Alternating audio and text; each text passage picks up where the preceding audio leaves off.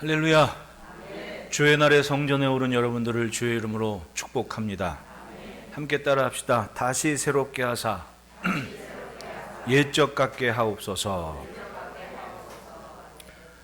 예레미야 선지자의 간구입니다. 다시 새롭게 하사 옛적 같게 하옵소서. 지난주 초에 광주에 갔었는데 거기는 막 확진자가 그때는 나오기 시작했던 때라 모임을 50명 이하로 제한을 한다 그랬었어요. 그래서 예배에 어려움이 많은 듯 했는데 제가 늘 얘기했듯이 2부로 드리던 것을 한 7부로 늘리고 그렇게 이제 예배를 드린다고 그래요.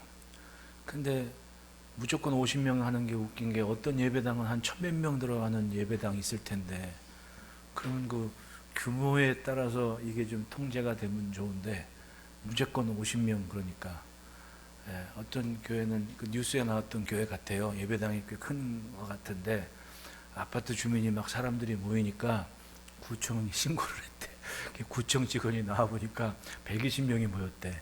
근데 예배당은 한 1000석 되는 걸로 내가 넘는 걸로 알고 있는데 120명 모였다고 신고를 했대요. 그래가지고 뉴스에 나온 거래. 가만히 보면 뉴스에 나온다는 게 전부가 아닌 것 같아.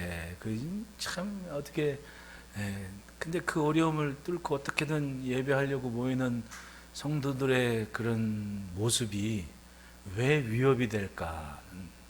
그러면서 자기들은 식당에서 밥 먹으러 갈 때는 따박따박 붙어가지고 그냥 버라 마셔라 여태해 대면서 그렇게 넓은 예배당에 조금씩 뛰어 앉아가지고 예배하는 모습이 왜 위협이 될까 하는 생각을 하게 됩니다.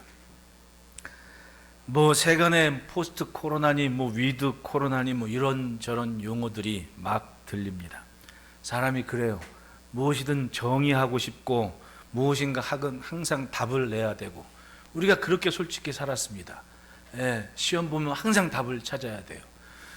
어떤 때는 문제를 잘못 내서 답이 없는데도 굳이 답을 막 찾아가지고 이게 답일 거야 딱 그리고 내는 거 아니에요. 답은 틀리는데 결국은 답이 없어서 어떤 선생님은 다 맞게 해주고 어떤 선생님은 다 틀리게 해주고 그런 경험들 다 있을 겁니다. 뭐든지 답을 찾아야 하는 것에 익숙한 것이 우리의 삶이에요. 한 번도 경험해보지 못한 이 코빗이라는 이 코로나 바이러스 역시도 이전에 메르스니 뭐니 사스니 같은 종에다 얘기해도 우리가 솔직히 압니까? 전문적으로? 몰라요. 어쨌든 경험해보지 못했던 일이 계속되고 있지 않습니까? 이게 7월에 끝날지 8월에 끝날지 아니면 내년까지 갈지 아무도 사실은 모르는 겁니다.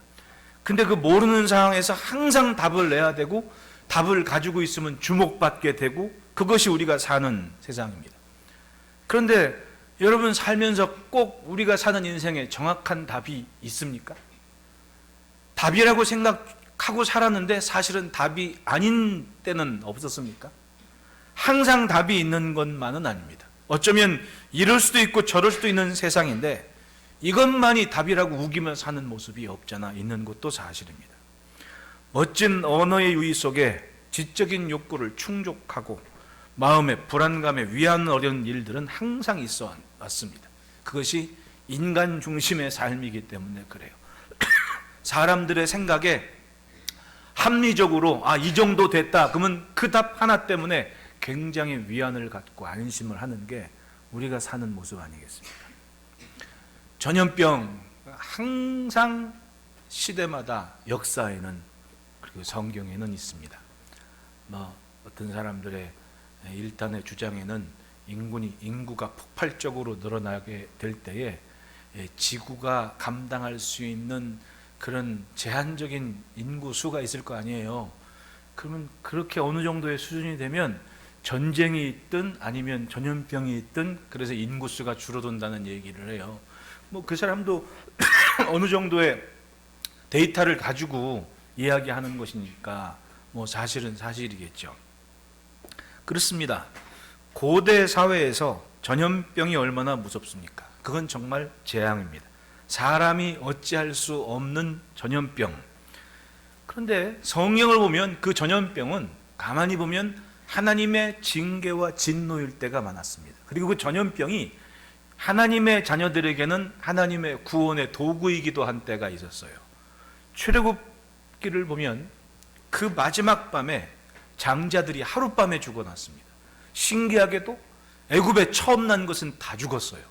근데 하나님의 말씀에 따라 그 말씀을 듣고 어린 양을 잡아서 문 좌우 임방과 설주에 어린 양의 피를 발라둔 집은 신기하게도 그 죽음이 넘어갔다. 그래서 6월절이 된 거 아니에요. 죽음이 넘어갔다 6월절. 전염병이었습니다. 하룻밤 사이에 애굽의 모든 처음 난 것이 사람이건 가축이건 다 죽은 거예요. 전염병, 이런 전염병이 어디 있습니까? 두려웠습니다. 결국은 그것 때문에 놔줄 수밖에 없었습니다. 근데 여러분, 그 애굽의 모습을 한번 생각해 보십시오. 애굽은 그때 당시에 뭐 지금으로 치면 세상의 중심과도 같은 부유한 나라였습니다. 학자들의, 고고학자들이나 그 학자들의 연구에 따르면 애굽에는 굳이 농사를 짓지 않아도 그 시대에 길거리에 혹은 벌판에 자연적으로 발생하는 밀이나 보리들이 그렇게 많았다 그래요. 그러니까 굳이 추수하거나 애쓰지 않아도 곡식들이 그렇게 많으니까 자연스럽게 부자가 되는, 부를 형성할 수 있는 토대가 됐던 땅이 애굽이었다는 얘기입니다. 그리고 그들의 과학이나 뭐 기술들을 한번 생각해 보십시오. 일단 피라미드 하나 봐도 뭐 도대체 이해가 되지 않는 굉장한 규모 아닙니까? 답을 찾기 힘들 만큼. 그래서 자기들은 외계인이 만들어냈다는 얘기를 해요. 그 어떤 사람들은 저거 외계인들이 자기네 우주선 착륙시키려고 만들어 놓은 거라고 뭐 이런 얘기도 해요. 말도 안 되는 얘기 같지만은 그 사람들은 그렇게 생각을 해요. 그만큼 굉장한 기술이나 문명이 있었던 게 애굽 땅이었습니다. 여러분, 요셉이 바로의 꿈을 해석했을 때 7년 풍년이 있을 것이고 7년 흉년이 있을 거라고 얘기하지 않습니까? 그냥 둬도 되는 땅이에요. 해마다 잘 먹고 살았습니다. 근데 요셉이 총리가 된 다음부터는 계획적으로 농사를 하고 저축을 하기 시작한 거예요. 그래서 7년 풍년 동안 곡식을 거둬들었다는 얘기입니다. 도대체 그 규모가 얼마나 될까요? 여기저기 곡식을 저장할 수 있는 성을 만들어 놓고 쟁여놨을 겁니다. 우리말로 얘기해. 쟁여놨습니다. 그럼 그 전에는 그거 안 해도 먹고 살았던 때거든요. 그런데 요셉이 딱 등장을 해서 본격적으로 농사에 대해 관리가 들어가니까 7년 동안 흉년인데도 그 7년을 먹고도 남는 이웃나라에도 곡식을 줄 만큼의 곡식이 저장되는 거예요. 그러면 애굽이 잘 사는 나라였습니까? 못 사는 나라였습니까? 지금으로 치면 굉장한 나라였다는 얘기입니다. 그런데도 전염병이 딱 돌았을 때 손 쓸 수 있었어요, 없었어요? 속수무책이었습니다. 그 시대로 돌아가 생각하면 그 시대 최고의 문명이었는데 손 쓸 수 없이 속수무책이었다는 얘기입니다. 이게 전염병인 거예요. 다윗이 하나님이 왕 되신 것을 고백하면서 기뻐하며 이 심하의 삶을 시작했습니다. 법궤에서 춤추며 기뻐하는데 노년의 다윗이 조금 좀 생각 좀 하고 싶고 자기도 좀 위세도 좀 부리고 싶고, 그러니까 전쟁에 나갈 만한 수를 한번 세봐라. 그때 요압이 굳이 세야겠냐고, 우리가 하나님 덕분에 이겼지 언제 사람 수 셌냐고, 왕이 다윗이 하라면 하지 말이 많냐고, 그래가지고 구박 잔뜩 먹고 나가가지고 투덜대면서 셌는데 얼추 사람 수가 100만은 넘었을 거야. 그러니까 다윗이 어깨에 힘이 빡 들어갔죠. 내가 모여 그러면 적어도 이 이스라엘의 장정들이 100만은 모이겠구나. 그런데 그걸 하나님이 좋아하셨어요, 안 좋아하셨어요? 다넷에부터 부엘세바, 즉 이스라엘의 최북단에서 최남단까지 전염병이 돌아서 7만 명이 죽었다 그래요. 하나님의 진노였습니다. 징계. 전염병이 그렇게 무서운 거예요. 그런가 하면 유다의 예루살렘의 히스기야가 왕이 됐을 때 아수르의 군대 18만 5천이 쳐들어왔습니다. 예루살렘 성을 에워싸고 조롱을 하죠. 백성들에게 이 말 저 말 합니다. 온갖 욕을 다 합니다. 성경에 보면 심한 욕을 해요. 너희는 너희의 똥을 먹고 살 거다, 이렇게까지 얘기하면서 조롱을 했단 말입니다. 얼마나 자존심 상해요. 그러니까 히스기야가 이사야 선지자에게 그렇게 얘기하지 않습니까? 기도해달라고. 아이를 낳으려 하나 해산할 힘이 없음 같으니 주의 종이 기도를 해달라고, 나도 기도한다고, 그리고 성벽을 바라보면서 통곡을 하고 기도했는데, 그날 밤에 하나님이, 그날 이사야 선지자를 통해서 하나님께서 말씀하시죠. 걱정하지 마라, 하나님의 큰 구원을 보게 될 거라고. 그리고 다음날 어떤 일이 벌어졌습니까? 성경을 보면 하나님께서 천사를 보내셔서 18만 5천을 하룻밤 사이에 다 죽게 만들었습니다. 이건 칼이나 창에 죽은 게 아니에요. 그냥 죽었어요. 뭡니까? 전염병이었죠.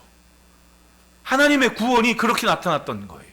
이것이 성경에 좀 몇 군데 등장한 전염병에 대한 이야기입니다. 이게 얼마나 무서운 얘기예요. 다윗의 아들 솔로몬은 성전을 지었을 때 성전이 완공되고 감사의 기도 중에 이런 기도를 해요. 하나님, 전염병이 있을 때 하나님의 백성이 성전에서 기도하면 구원해 주십시오. 전쟁 기근, 그것 버금가게 전염병은 굉장한 두려운 존재였습니다. 성경에 이 전염병에 대한 것이 가장 많이 나온 성경이 바로 이 예레미야서예요. 예레미야서. 전염병에 대한 이야기, 염려와 걱정이나 징계가 굉장히 많이 기록되어 있습니다. 예레미야서와 에스겔서, 그리고 예수님도 전염병에 대한 몇 번은 언급을 하셨습니다. 이 예레미야 선지자가 하나님의 말씀을 대언하는 상황이 어떻게 됐을 때였습니까? 이스라엘이 이스라엘답지 못할 때 하나님께서 예레미야 선지자를 보내서 예언의 활동을 하게 하신 거예요. 말씀을 전하게 하신 겁니다. 그때 예레미야서 곳곳에 이런 구절이 있습니다. 예레미야서 24장 10절 말씀 보면, 내가 칼과 기근과 전염병을 그들 가운데 보내 그들이 내가 그들과 그들의 조상들에게 준 땅에서 멸절하기까지 이르게 하리라. 칼과 기근과 전염병을 그들에게 보내 그들이 그들과 그들의 조상들에게 준 땅에서 멸절하게 이르기까지 하겠다. 하나님께서 화가 나셨습니다. 뭐 때문에? 이스라엘이 이스라엘답지 못했을 때 전쟁과 기근과 전염병을 보낸다고 이야기를 해요. 예레미야서 28장 8절은 나와 너 이전의 선지자들이 예로부터 많은 땅들과 큰 나라들에 대하여 전쟁과 재앙과 전염병을 예언하였느니라. 즉 이 전염병이라는 것이 성경에서는 뭔가 하나님께서 굉장히 화가 나셔서 진노하셔야 할 때 이 땅에 주는 전쟁과 재앙과도 같은 급의 어려운 위기와 문제였다는 얘기 아닙니까? 그런 관점에서 보면 전염병은 굉장한 경각심을 갖게 하죠. 그냥 어찌어찌 이 위기 넘어갈 거야, 이게 아닙니다. 우리는 여기서 하나의 메시지를 가져야 돼요. 하나님께서 원하시는 것이 뭘까라. 복잡하고 사람 중심이 사는 이 세상에서 과연 무엇이 진짜인가를 보일 수 있는 때는 바로 이때 아니겠습니까? 여기서 정말 중요한 것은 더 분명히 붙잡아야 되는 것이고, 그렇게 중요하지 않은, 있어도 되고 없어도 되는 것들에 대해서는 좀 정리를 하고 가볍게 해야 될 필요가 있는 거 아니에요? 요즘 근 몇 개월 동안, 반년 동안 의사들이 병원에 감기 환자가 없다고. 가만히 보면 저도 한 2달에 한 번 가는 병원이 있는데, 딴 때는 사람 많은 시간을 피해가지고 가야 돼요. 가면 뭐 기본이 한 3, 40명은 기다리고 있으니까 어느 때는 선생님 얼굴도 못 보고 그냥 약만 처방해달라고 올 때도 있거든요. 그런데 얼마 전에 들렸는데 붐비는 시간인데 호응하고 몇 명 안 있습니다. 한 4명 앉아있고 막 그래요. 사람이 없는 거예요. 전에는 조그만 열나도 병원 가야 되고, 뭐 콧물 조금 나도 병원 가야 되고, 막 감기 환자가 그렇게 많았었는데, 그런데 지금은 감기 환자가 없대요. 왜냐하면 사람들이 전부 마스크를 쓰고 있고, 손도 그렇게 깨끗하게 잘 씻는데네. 요즘은 하루에 막 한 몇 번씩이나 손 씻고, 1시간에 한 번씩 씻고, 이전나 또 씻고, 손 소독제 바르고, 그러니까 감기 환자가 없는 거예요. 바꿔서 얘기하면 그동안 얼마나 막 살았다는 거예요. 에? 뭐 재채기도 사람 있거나 마음대로 해버리고, 막 에취 시원하다 막 해버리고, 기침도 막 콜록콜록 다 해버리고. 지금은 그러면 하도 눈총을 받아가지고, 언젠가는 몇 주 전에는 아침에 장로님한테 전화가 와서, 목사님 왜요? 혹시 교회에 마스크 있나요? 있죠. 마스크를 잊어먹고 나와가지고요. 막 가는데 정신없이 나와서 보니까, 가다 보니까 다 마스크를 쓰고 있는데 혼자 마스크를 안 쓰고 있다는 거야. 버스 정류장까지 갔는데, 그리고 집까지 돌아가려니 너무 멀고, 혹시라도 교회에다 비치형 있나 그리고 전화해봤더니 편의점에 있어가지고 얼른 하나 사가지고 쓰고 갔다는 말씀 하시더라고요. 이젠 그런 때가 돼버린 거예요. 피차에 조심스럽게 행동을 하게 되는 때가 됐답니다. 바꿔 말하면 그동안 너무 막 살았다는 얘기지. 어쩌면 이런데 우리의 그 에티켓이 조금은 이전보다는 좀 발달될 시기가 되지 않나, 그런 생각을 해봅니다. 사람이 어려움을 겪으면 조금 나아지는 모습이 어쨌든 있습니다. 사람들이 얘기해요. 과연 이전으로 돌아갈 수 있을까? 예? 그래서 코로나 이전과 이후가 많이 다를 것이다. 가야 한다는 말인지 아니면 갈 수 없다는 말인지 모르겠지만 그렇게들 막 정의하면서 막 이런저런 말 많이 해요. 그런데 우리는 어떻습니까? 우리는 하나님 앞에 살아야 됩니다. 그분을 인정하고 믿어야 됩니다. 하나님이 우리의 왕이십니다. 우리의 주인이십니다. 하나님이 왕이신데 이전과 이후가 달라질 것이 뭐가 있겠습니까? 문제는 우리 삶인 거예요. 내가 과연 하나님을 인정하느냐, 세상의 주인이 하나님이신 것을 믿느냐, 그걸 분명히 답을 찾아야 할 때란 말씀입니다. 예레미야 선지자는 그래서 외치며 기도를 했다는 거예요. 21절 다 같이 한번 읽어봅시다. 시작. 여호와여, 우리의 날들을 다시 새롭게 하사, 따라합시다. 믿고 기도하자. 간곡히 예레미야는 눈물로 외치며 기도를 했습니다. 우리가 세상을 살면서 가장 도움이 되는 확실한 의지가 뭡니까? 내가 하나님께 기도할 수 있다는 것. 내 주변에 아무도 없어도 하나님만은 계시다는 것. 그게 얼마나 큰 위로와 의지가 됩니까? 예? 혼자 있어도 혼자 있는 게 아니라니까요. 성령께서 말할 수 없는 탄식으로 나를 위해 기도하고 계시고, 주님 보좌 우편에 예수님이 나를 위해 지지하고 계시고, 뭐가 두렵습니까? 문제는 우리가 그 하나님을 보지 못한다는 것, 세상이 그 하나님을 인정하지 않다는 것. 우리와 하나님과의 관계는 확실한 은혜입니다. 생각해 보십시오. 복음이 우리 앞에 있기까지 얼마나 힘겨운 생활을 해놨습니까? 가끔 역사 다큐멘터리 보면은 어떤 1847년인가 언제 우리나라 여행했던 오스트리아의 한 사람이 글을 쓴, 여행기를 쓴 거예요. 우리나라에 대한 이야기를 하는데, 뭐 선전포고가 있었던 것도 아니고 뭐 전쟁이 있었던 것도 아닌데 자연스럽게 일본의 군인들이 청칼을 딱 어깨에 메고 동네를 활보하는데, 우리나라 사람들은 전혀 뭐 아랑곳하지 않고 편하게 농사를 짓고 있더라는 거예요. 야, 이 사람도 정말 신기하다. 체구를 딱 보니까, 뭐 우리 어머니 돌아가시는 맨날 뭐 작은 사람 보면 난쟁이 똥자루라 그러더니, 일본 사람들 보더니 꼭 난쟁이 똥자루만 한 사람들이 걸어 다니는데, 한국 사람들은 피부도 까무잡잡하고 건장한 체격에 있는 사람들이 일본 사람들보다 머리 하나 큰데요, 그렇게 보였다는 얘기입니다. 근데 사람들은 겁도 안 먹고 그냥 농사만 짓고 있더래. 그래서 이 사람이 왠가라고 며칠을 묵으면서 생각해 봤더니, 그때 당시에 한국 사람들, 이 조선 사람들은 일본 군사들이 무서운 게 아니라 관리들이 무서웠다는 거예요. 그때 당시에 국세가 뭐 농사 지어가지고 딱 떼주는 게 10%딱 뗀대. 그러면 나머지 30-40%는 수령들이, 고을 수령들이 다 떼간다는 거야. 그러니까 사람들이, 남자들이 생각하기에 딱 먹고 살 만큼 농사 짓고 이외에 돈 벌 필요가 없다는 생각이 만연돼 있더라는 거예요. 그리고는 애들이건 뭐 남자들이건 여자들이건 애호품이 하나 있었대. 그게 뭐냐 하면 담배. 그렇게 주구장창 24시간 곰방대를 물고 그렇게 담배를 피더라는 거지. 남자건 여자건. 요즘 이 코로나 바이러스가 좋아하는 사람들이 담배 피는 사람들을 좋아한다 그러잖아. 뉴스 보셨어요? 직방이래, 담배 피는 사람들. 예. 여기는 겁먹을 필요 전혀 없습니다. 이 동네는 구름과자 좋아하시는 분이 없으셔가지고. 근데 이게 그때 문제였다는 거예요. 그때. 예. 그게 우리나라의 상황이었던 거예요.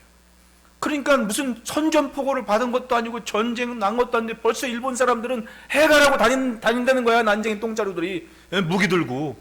근데 사람들은 이러고 있다가 결국은 어떻게 된 거예요? 나라를 홍두리째 뺏겨버린 거지.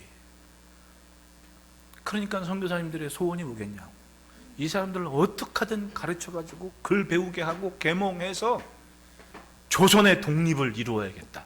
이게 외국인 선교사님들의 시각에 들어온 우리나라의 상황이었단 말이죠.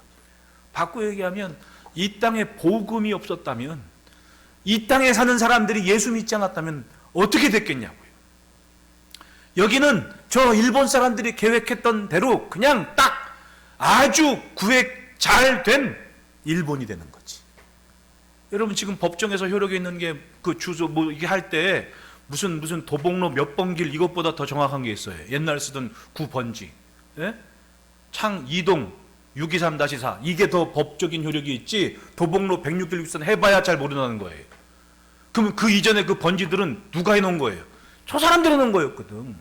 얼마나 이 땅이 탐나고 좋았으면 그렇게 계획적으로 만들었겠냐고.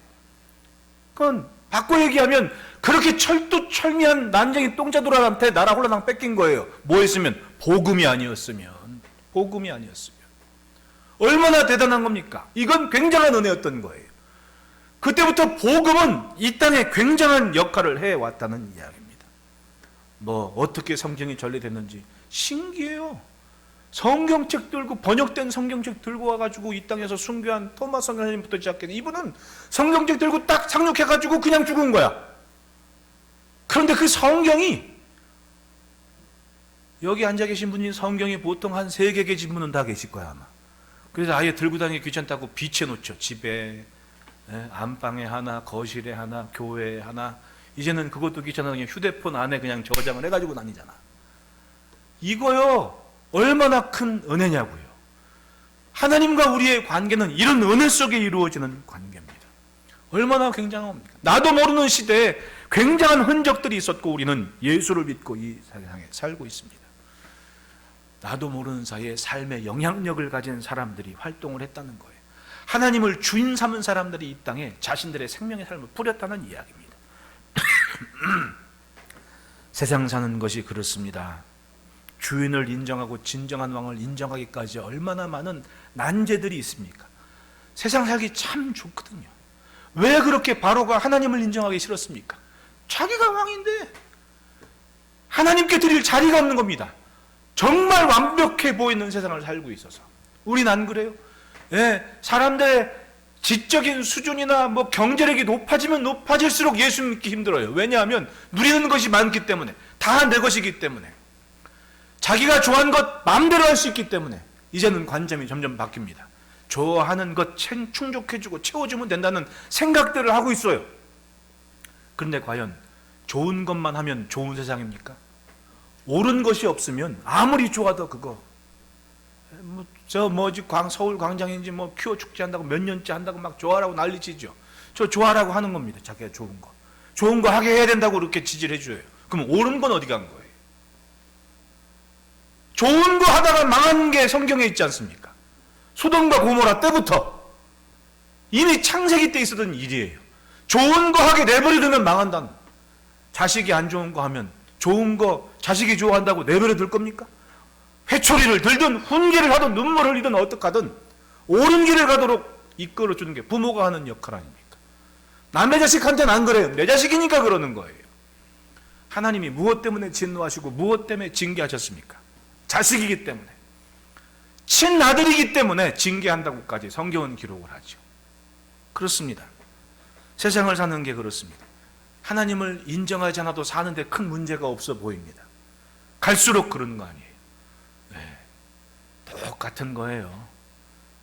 발전된 세상을 살 뿐이지 애굽 당시에도 그렇습니다. 왜 애굽 사람들이 하나님을 왜 바로가 하나님을 인정하지 않은 거예요? 충분하거든. 자기가 누리는 거에 대해서 다 자기 거 같거든. 하나님을 인정할 필요가 없는 겁니다. 그러다가 어떻게 됐습니까? 확실하게 하나님께서 전염병으로 애굽의 처음 것들만 콕 집어서 다 죽게 만들었다는 거예요. 야, 똑같은 거 아니에요. 원인은 몰라, 이유도 몰라. 근데 둘째는 괜찮아, 첫째만 죽어. 이걸 어떻게 해결할 거예요? 여러분들이 가지고 있는 지식이나 경험을 깡그리 지워버리고 그때로 돌아가서 한번 생각해 보자고. 왜 죽어도 하필이면 첫째만 죽지? 도대체 그 병균이 뭐지? 원인이 뭘까? 어떻게 답을 찾아요? 코로나 바이러스 뭐 백신을 찾고 뭐 치료를 찾고 뭐 언제 끝날지 모른다면서요. 우리는 그 앞에서 항상 그렇다면 우리가 무엇을 붙잡아야 되느냐? 그걸 참 잘 붙잡아야 돼요. 잘 붙잡아야 됩니다. 다 흔들어서 마지막 남는 게 무엇이냐? 여러분, 진리를 왜 진리라고 얘기합니까? 우리 앞에 있는 성경을 왜 진리라고 얘기를 해요? 다른 건 다 변해도 이것만큼은 영원히 변하지 않는 것이기 때문에 진리라고 얘기하는 거예요. 이걸 지키는 사람을 보수라고 하는 거예요. 예. 그래서 개혁은 보수가 이루어가는 거예요. 하나님의 성경적 가치관을 갖고 세상을 사는 사람들이 시대를 바꿔낼 수 있다는, 하나님은 그 시대를, 시대의 사명을 우리에게, 또 이 땅의 교회에게 원하시는 거 아니겠습니까? 여러분, 위패 감별사들이 뭘 연구해요? 위패가 우리 여행 갈 때 100불짜리 쉬우니까 작은 단위보다는 100달러짜리 가져가지고 가면 지갑도 편하고 좋잖아요. 100달러까지 딱 가져가서 좋게 편하고 가져갔는데 막상 쓰려고 그러면 불편해요? 아니면 편해요? 불편해요. 100달러까지 가져가면. 심지어 어떤 곳에는 여권도 보여달라 막 얘기를 하고 막 그래요. 50달러 내면 안 그러거든. 100달러 내면 굳이 그래. 그리고 딱 내면은 이 사람들이 막 자기들이 뭐 아는 것처럼 형광등 비춰보고 막 이런단 말이지. 왜? 100달러짜리 그렇게 가짜가 많다잖아. 근데 위패 감별사들은요, 가짜는 연구 안 한대요. 진짜를 죽어라고 연구한대요. 진짜 지폐만 드립다 연구를 한대. 가짜 천장에서도 천장은 중요한 게 아니야. 진짜가 뭔지 그것만 찾는데, 그것만 연구한대.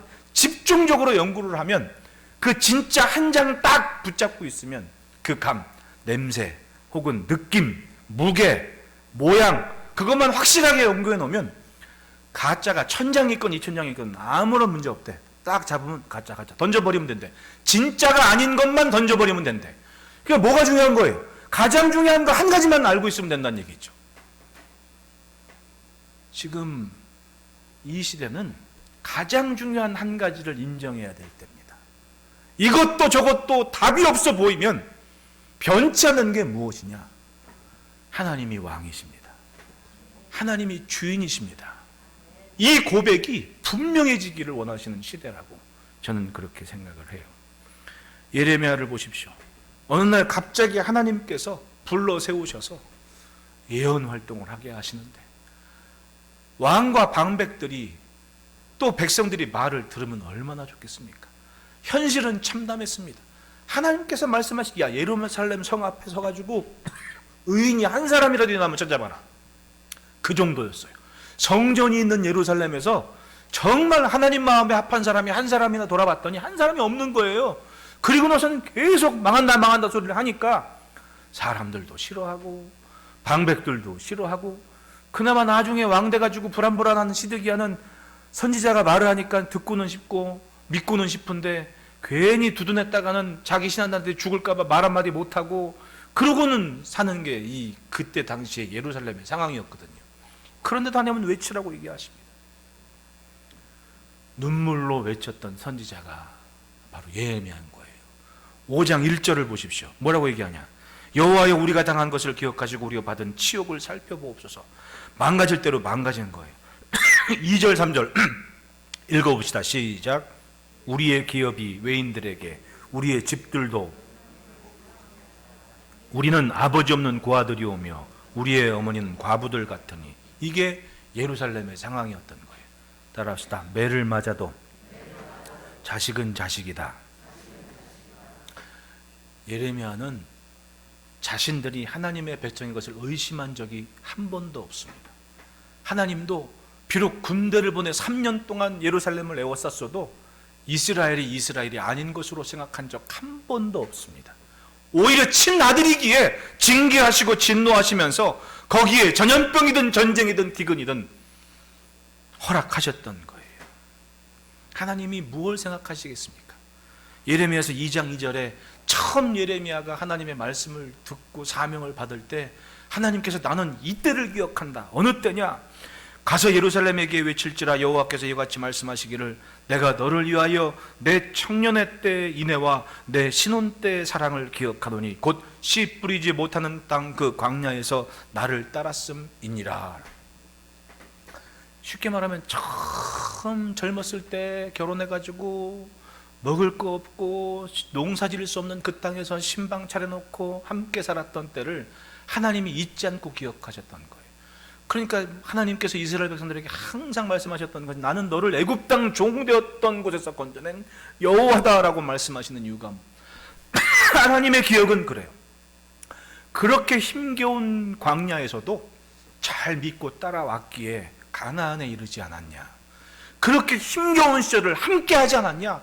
그때의 인애와 사랑을 하나님은 놓치지 않고 기억하고 계시다는 거예요. 아무리 잘못해서 혼날지라도 이스라엘은 이스라엘입니다. 그냥 어쩌다 만들어진 백성이 아니에요. 그 시작을 보십시오. 아브라함 때부터 얼마나 하나님을 붙잡고 살았습니까? 이삭을 보십시오. 그런 아버지 밑에서 스스로 제물이 되기까지 순종하고 충성하면서 하나님의 약속을 붙잡았습니다. 야곱 보십시오. 그 하나님께서 복을 주신 그 장자권을 사모하면서 하나님이 내게 복을 주셔야만 됩니다라고 몸부림치며 살았던 흔적이고, 그 12 아들들이 지파를 이루고 그렇게 살지 않습니까? 어쩌다 만들어진 것이 아니에요. 하나님께서 처음부터 지켜보셨던 그 후손들이 지금 눈앞에서 망가지고 있다는 거예요. 어떻게 그냥 둡니까? 아브라함을 봐서라도 어떻게든 고쳐내야 되고 어떻게든 지켜내야 되고, 그것이 하나님께서 자녀를 보시는 시선인 거예요. 사람의 힘으로 어찌할 수 없을 때 우리는 분명해야 됩니다. 아무리 잘못했어도 버리지 않고 지지하시고 두둔하시고 이끄시는, 지키시는 하나님, 한 분 그 하나님이 내 주인이시고 내 왕이시다. 예레미야서 51장 5절에 이런 구절이 있습니다. 이스라엘과 유다가 이스라엘의 거룩하신 이를 거역함으로 죄가가 땅에 가득하나 그의 하나님 만군의 여호와에게 버림받은 호라비는 아니니라. 그 말은 뭐예요? 죄가 간영해서 이스라엘이 거역한 잘못 사는 모습이 땅에 꽉 찼어도 버림받은 호라비는 아니다. 그렇게 내버려둘 인생은 아니었다는 이야기 아닙니까? 그리고 51장 49절로 52절 말씀에 이르면 바벨론이 이스라엘을 죽여 엎드러뜨림 같이 온 세상이 바벨론의 죽임을 당하여 엎드러지리라. 칼을 피한 자들이여 멈추지 말고 걸어가라. 먼 곳에서 여호와를 생각하며 예루살렘을 너희 마음에 두라. 전쟁이 나서 예루살렘이 쫄딱 망하고 포로로 잡혀가도 멈추지 말고 걸어라. 칼을 피한 자들은 어떻게든 살아내서 예루살렘을 너희 마음에 생각해라. 그러면 어떤 일이 있느냐? 52절에 보라, 날이 이르리니 내가 그 우상들을 벌할 것이라. 부상자들이 그 땅에서 한숨을 지으리라. 여호와의 말씀이니라. 쫓아냈던 무리들, 그 우상들을 확실히 벌할 날이 있을 것이라고. 그 말은 매를 맞고 흩어질지라도 하나님은 하나님이시니 하나님 붙잡는 발걸음을 멈추지 말고 성전을 품고 살라는 거 아니겠어요? 할렐루야. 그렇습니다. 하나님은 이스라엘을 징계하실 때 벌써 용서하실 것을 생각하셨습니다. 그래서 예레미야서 50장 20절에 여호와의 말씀이니라. 그날 그때에는 이스라엘의 죄악을 찾을지라도 없겠고 유다의 죄를 찾을지라도 찾아내지 못하리니 이는 내가 남긴 자를 용서할 것임이니라. 그 말은 징계와 진노하심 때문에 당한 어려움, 그것이 전쟁이든 기근이든 전염병이든 그때 하나님의 백성들이 뭘 하고 살았다는 얘기예요. 죄를 찾을지라도 없겠고라는 그 말은 자신들의 삶을 돌이켜봤습니다. 아버지가 무엇 때문에 나를 징계하시는지, 아버지가 무엇 때문에 이 땅을 심판하시는지, 그리고 삶을 돌이켜본 거예요. 삶을 지켰더니 살만할 때 하나님은 다시금 잃었던 그 땅에 확실하게 세워놓으시는 은혜를 주신다는 얘기입니다. 왜냐하면 하나님이 주인이시기 때문에 가능한 일이에요. 여러분, 세상살이 어떠하든 세상 사람들이 뭘 할까 귀 기울이기보다 내 마음의 귀를 열어서 주님의 음성을 들으시기를 축원합니다. 둘째로 따라합시다. 배가 고파서 정신이 들었다. 사람이 그래요. 배고파 보면 뭔가 알아요. 옛날에 신학교 다닐 때 그 선생님, 실천신학 선생님이 콜롬비아에서 공부하신 그 방선기 교수님이셨는데, 그분이 어느 날 강의 시간에 휴가 기간 지나서 이제 새 학기 났을 때, 여름 휴가 때 자기가 혹시나 해서 수도원을 한번 갔었는데, 금식하는 수도원을 갔었대. 근데 딱 그 수도원이 산에 있으니까 이렇게 오가는 길이 이렇게 비탈이 져 있잖아요. 첫날은 괜찮을 때, 둘째 날 딱 되니까 예배당 기도하러 내려갔다가 숙소로 올라오는데 발이 안 떨어지더라는 거예요. 그래서 생각했대. 내가 이제껏 밥심으로 살았구나, 그런 생각을 했대요. 못 먹으니까 아무것도 아니구나, 그런 생각이 들었다는 얘기예요. 솔직히 우리는 안 그렇습니까? 예전에 전도사 때 학생들하고 어디 딱 데려오면, 지금 아침에 예배드리는 조현우 집사가 항상 주머니에 먹을 것을 갖고 있었어요. 왜냐하면 나중에 나는 몰랐는데 이 친구가 그래. 우리 전도사님은 배가 고프면 화를 낸대. 그러면서 주머니에 뭐 하다못해 산도 하나라도 줘야 돼. 그 운전하면서 그걸 먹어야 된다고. 나는 몰랐어요, 그걸. 근데 옆에 있는 친구가 그걸 알더라고. 배가 고프면 사람이 사나워지는구나. 그 알고 보면 우리가 먹는 것 때문에 사람 무시하는 게 참 맞아요. 그런데 배가 고픈 시절이 왔습니다. 이 시절에 4절 보십시오. 우리가 은을 주고 물을 마시며, 아니 멀쩡히 우물 있는데 이걸 돈 주고 사 먹어요. 길거리에 있는 물이 아니라 우물에서 길러야 되는데, 아마도 우물들이 뭐 마당 안에 있는 우물이고 그러면 함부로 풀 수 없는 거 아니에요, 사람이 몇만인데. 그러니까 은을 주고 물을 사 먹어야 됐다고 얘기를 해요. 그리고 값을 주고 나무들을 가져오며 산꼭대기에 길 나가면, 죄송합니다. 산꼭대기에 사는 도시에 밖에 나가면 장작이 나무들 얼마나 많아요. 근데 당시에 바벨론의 군대가 성을 에워싼 지 3년쯤 되는 시점이니 물자나 곡식이 다 돈 떨어지는 거예요. 그런데 성 안에 돈은 그대로 있어. 근데 뭐가 문제야? 물자는 다 떨어졌지. 값이 올라갈 수밖에 없었던 거예요. 옛날에 복지 그렇게 자랑하다가 예전에 아르헨티나가요, 황금의 엘도라도 뭐 그런 배경 아니에요. 거기에는요 하도 물자가 풍족해가지고 노년에 있는 유럽 사람들이 은퇴한 다음에 가고 싶은 나라가 아르헨티나였어요, 그때 당시에는. 근데 그렇게 막 퍼주고 쳐고 돈 많고 막 흥청망청 하다가 어떻게 됐냐면, 돈을 한 자루 싸가지고 갔는데 빵 한 조각을 못 사는 시대가 돼버린 거야. 정말입니다. 근데 지금 예루살렘이 그렇다는 얘기예요. 돈은 있어, 다 가지고 있는데 그것 가지고 가봐야 물 한 컵 사는 거. 왜? 물자가 그만큼 없는 거야. 사방에 바벨론 군대가 둘러싸 있으니까. 그렇습니다. 몰래 성 밖으로 나갔다가 곡식을 가지고 오면 어떻게 돼요? 이 곡식은 목숨을 구해온 거야. 9절 10절 보십시오. 광야에는 칼이 있으므로 죽기를 무릅써야 뭘 얻어? 양식을 얻사오니 굶주림의 열기로 말미암아 우리의 피부가 아궁이처럼 검으니이다. 못 먹으면 사람이 까무잡잡해진다 그러잖아. 그 상황이 됐다는 거예요. 그리고 끝내 깨달았습니다. 이 현실의 재앙이 무엇 때문인지. 자, 5절부터 8절 한번 봅시다. 우리를 뒤쫓는 자들이 우리의 목을 눌러 싸우니 우리가 기진하여 쉴 수 없나이다. 우리가 애굽 사람과 아수르 사람과 악수하고 양식을 얻어 배불리고자 하였나이다. 우리의 조상들은 범죄하고 없어졌으며 우리는 그들의 죄악을 담당하였나이다. 종들이 우리를 지배하며 그들의 손에서 건져낼 자가 없나이다. 참, 이게 얼마나 중요한 문제예요. 우리의 조상들은 뭐하고 없어졌어? 범죄하고 없어졌어요. 즉 이 사람들은 자기들이 잘 산다고 해도 자기 아버지 엄마가 잘못 살고 사라져버린 거야. 그리고 그 죄악에 대한 결실을 고스란히 자식들이 누리면서 그렇게 얘기하는 거지.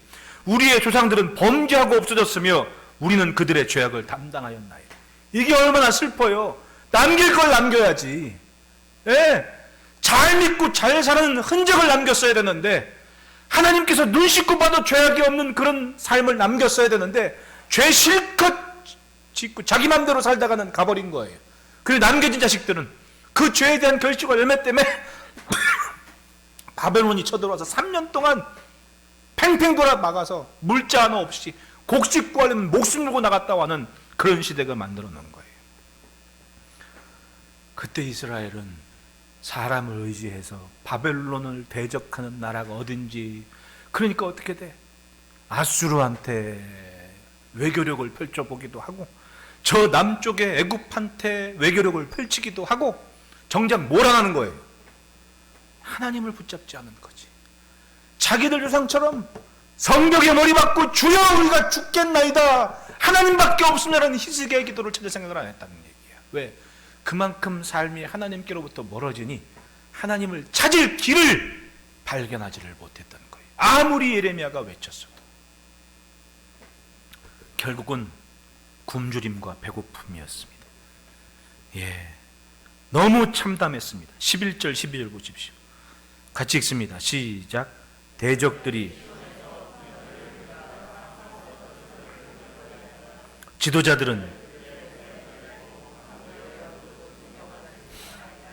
과거에 솔로몬 때 저 아프리카에서부터 예물을 싸들고 와서 솔로몬의 지혜를 듣고 그 여왕이 뭐라고 얘기합니까? 자, 예루살렘이 복되도다. 여기서 함께한 백성들이 복되도다. 그렇게 칭송받던 예루살렘인데 나락으로 떨어져 버린 도시가 되어버린 겁니다. 눈에 보이는 세상이 망가져 버렸습니다. 15절 보십시오. 우리의 마음에는 기쁨이 그쳤고 우리의 춤은 변하여 슬픔이 되어 싸우며 우리의 머리에는 면류관이 떨어져 싸우니 오라 우리의 뭐 때문이니이다? 범죄 때문이다. 하나님 앞에 잘못 살았더니 경제적인 어려움이 오고 모든 게 닫혀버렸습니다. 여러분, 은혜에 감사하지 않으면 한순간에 무너집니다. 죄를 향한 길을 멈추지 않으면 하나님께서 살게 하신 은혜에서 벗어나면 은혜의 열매를 누릴 수가 없는 거예요. 배고파서 깨닫게 됩니다. 배고파서. 그래서 마주보고 인사합시다. 잘 삽시다. 분별을 해야 됩니다. 진짜 주인이 누구인지. 하나님은 그 고백을 기다리시는 거예요. 셋째로 따라합시다. 회개하면 회복하신다. 그래서 19절부터 22절에 예레미야가 간곡히 기도했던 겁니다. 우리가 주께로 돌아가겠사오니 우리의 날들을 다시 새롭게 하사 옛적 같게 하옵소서. 기도의 목적은 다른 것이 아닙니다. 이전에 주를 고백했던 것, 하나님이 왕 대신, 하나님이 주인 대신 그 모습을 회복시켜 주십시오. 이것이 예레미야의 기도였던 거예요. 세상을 보십시오. 길이 없어서 망하는 것이 아닙니다. 듣지 않아서 망하고 믿지 않아서 망하는 거예요. 여러분, 이 땅을 한번 보십시오. 얼마나 교회들이 많아요. 이전처럼 말씀 성경 예배 드린다고 성경책 끼고 뭐 심리 몇 심리 걸어 이런 거 아니잖아요. 지금은요 TV 딱 켜놓으면 나와. 예? 우리 권사님들은 집에서 청소할 때도 TV 딱 켜놓으면은 물론 다른 목사들도 나오는데 요 이 목사가 나와서 설교한대. 예? 딱 틀어놓고 아주 고정적으로 채널 딱 고정해놓고 청소하시면서도 들으시고 계시잖아요. 참 이수연 집사님이 아주 대단해. 아주 그냥 이런 걸 어떻게 해놨는지 모르지만은 예, 그런 때가 된 거예요. 이제는 뭘 하든 항상 주변에 저 서울 시내 전국의 대형 유명한 목사님들 설교 틀기만 하면 나와. 이제는 말씀이 없는 게 아니에요. 길이 없는 게 아닙니다. 믿지 않아서 그런 거지. 좋은 게 있습니다. 생명이 무엇인 줄 알아요. 인정하지 않아서 그런 거지. 그리고 대다수가 뭐래? 좋은 것만 찾아. 좋은 것만. 나 좋은 대로 살겠다는 겁니다. 나 좋은 대로. 좋다던데 인정해야지 이러고 살아요. 제자직이면 그러겠습니까? 안대를 할 줄 알아야지. 잠언서 1장 23절입니다. 같이 읽어봅시다. 시작. 보라, 내가 나의 영을 너희에게 부어주며 내 말을. 그렇습니다. 하나님께서 원하시는 것은 듣고 돌이켜라. 듣고 돌이켜라. 회개하면 보입니다. 돌이키면 보입니다. 돌아서지 않으면 절대로 볼 수 없습니다. 말씀은 더욱 그렇습니다. 고집과 교만이 무엇을 볼 수 있겠습니까? 겸손하지 않으면 보이지 않는 게 바로 주의 길이에요. 절망의 시간, 회개의 자리에서 비전을 품은 예레미야는 하나님의 손길로 다시 세워지는 민족의 미래를 보았습니다. 자신의 사명이 그거였고 이 시대를 사는 교회의 사명도 똑같습니다. 회개의 자리에서 회복하시는 하나님을 기대하는 것. 예레미야서 1장 9절부터 10절 말씀에 처음 예레미야 선지자에게 주시는 하나님의 비전을 보십시오. 여호와께서 그 손을 내밀어 그 입에 대시며 여호와께서 내게 이르시되 보라, 내가 내 말을 내 입에 두어놓으라. 보라, 내가 오늘 너를 여러 나라와 여러 왕국 위에 세워 내가 그것들을 뽑고 파괴하며 파멸하고 넘어뜨리며 건설하고 심게 하는 자시니라. 뽑고 함으로써 다시금 건설하고 세우고 심으시려는 하나님의 뜻. 경험해보지 못한 전염병 앞에서 우리는 어떤 모습으로 살아야 되겠습니까? 하나님을 인정하고 하나님이 주인이십니다라는 고백을 가져야 돼요. 그렇게 예배하고 기도하는 것, 내가 평소에 있어도 그만 없어도 그만인 것 때문에 마음 빼앗고 살았다면 그걸 빨리 정리하고 분명한 것 한 가지, 성도의 예배와 성전의 위엄, 그것을 지켜낸다면 하나님은 반드시 다시 새롭게 하시는 복, 그 자리에 우리의 삶을 든든하게 세워주실 줄 믿습니다. 따라합시다. 비우지 않으면 채울 수 없다. 내 안에 없어도 그만인 것들이 채워져 있다면 그걸 다 뽑아내야 됩니다. 그리고 소중한 한 자리, 내 주인, 내 왕, 내 아버지의 자리를 분명하게 할 때에 한 번도 경험해보지 못한 재난과 어려움일지라도 거뜬히 승리하고 다시금 세우시는 주의 은혜를 맛볼 줄 믿습니다. 그것이 오늘 우리의 사명인 줄 믿고 한 주간 동안도 은혜의 승리가 있기를 축복합니다.